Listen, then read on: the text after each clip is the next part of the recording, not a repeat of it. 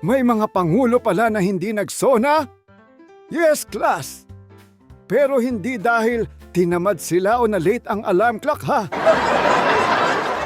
Sa kasaysayan ng Pilipinas, dalawa lang ang hindi nakapagsona. Sina Emilio Aguinaldo at Jose P. Laurel. Bakit? Kasi noong panahon nila, wala pang constitutional requirement na magbigay ng State of the Nation Address. Ang Malolos Constitution na saligang batas ng unang republika na pinamunuan ni Aguinaldo ay hindi nagtakda sa Pangulo na magbigay ng ulat sa bayan.